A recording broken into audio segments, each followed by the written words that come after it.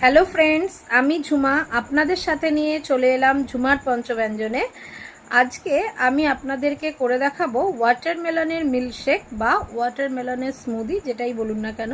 তো এই অতিরিক্ত গরমে এটা একটা অতি আরামদায়ক একটা তৃষ্ণা নিবারক একটা জিনিস। তো চলুন দেখা যাক কিভাবে বানাই ওয়াটারমেলনের মিল্কশেক। ফ্রেন্ডস, আজকে আমি আপনাদের করে দেখাচ্ছি তরমুজের স্মুদি বা তরমুজের মিল্কশেক। তো সেটার জন্য আগে আমি তরমুজগুলোকে কেটে নিয়েছি। এখন আমি তরমুজগুলোকে আগে মিক্সিতে একটু জুস মতন করে নেব। আমি এখানে মিক্সির বোলের মধ্যে কটা তরমুজ নিয়ে নিলাম, তরমুজের কিউব। এবার এটা মিক্সিতে ঘুটে নেব। এবার আমি এই বোলটার মধ্যে এবার তরমুজের যে জুসটা করেছি এই যে মিক্সিতে, এটাকে একটু ছেঁকে নেব। ছাঁকনির মধ্যে দিয়ে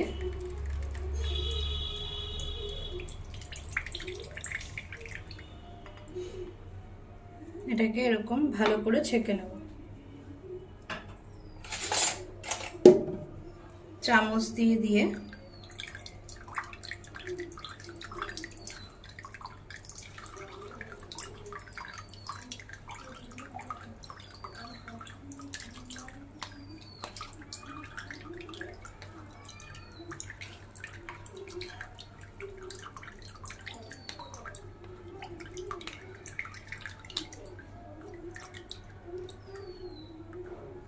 দেখুন আমি এটা ছেঁকে নিয়েছি।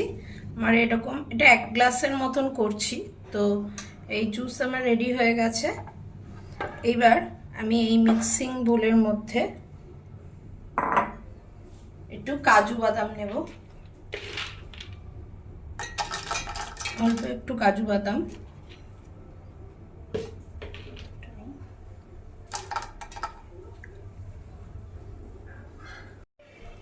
কাজু বাদাম দিয়ে আগে একটু মিক্সিতে ঘুটে নেব,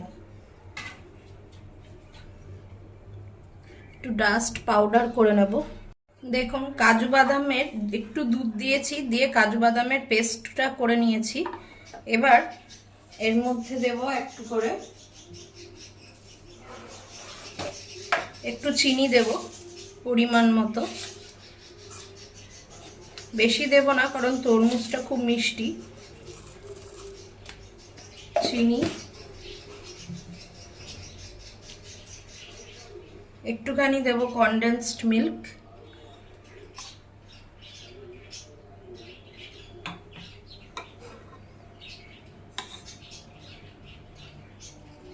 আর একটুখানি দেব দুধ।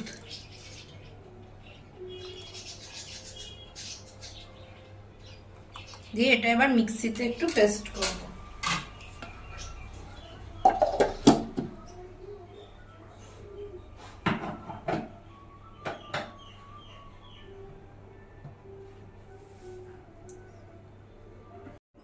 এবার দেখুন আমার এই পেস্টটা গোলা হয়ে গেছে। এবার আমি এই যে তরমুজের জুসটা করে রেখেছিলাম এর মধ্যে এটা দিয়ে দেব।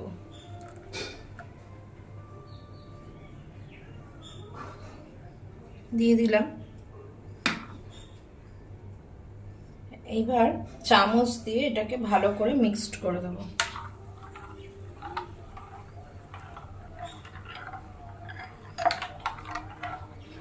খুব ভালো করে মিক্সড করে দিলাম তরমুজের জুসের সাথে। এর মধ্যে তাহলে গেল কাজু বাদাম পেস্ট, কনডেন্সড মিল্ক, আর হচ্ছে দুধ আর চিনি। চিনিটা পরিমাণে কম দেব কারণ কনডেন্সড মিল্কটা মিষ্টি এবং তরমুজটাও বেশ ভালো মিষ্টি, তাই জন্য এটা আপনারা বুঝে দেবেন টেস্ট অনুযায়ী। ব্যাস পুরো রেডি হয়ে গেল। এবার আমি এটাকে সার্ভ করে দেবো। এই দেখুন এবার আমি এই গ্লাসটা রাখলাম, এই গ্লাসটার মধ্যে এবার এটা ধীরে ধীরে ঢেলে দেবো।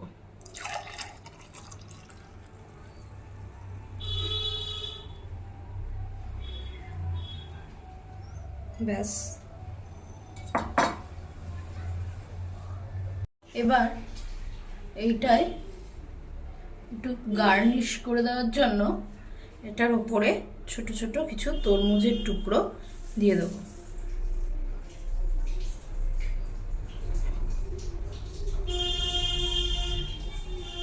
ব্যাস রেডি হয়ে গেল আমার তরমুজের স্মুদি বা তরমুজের মিল্কশেক।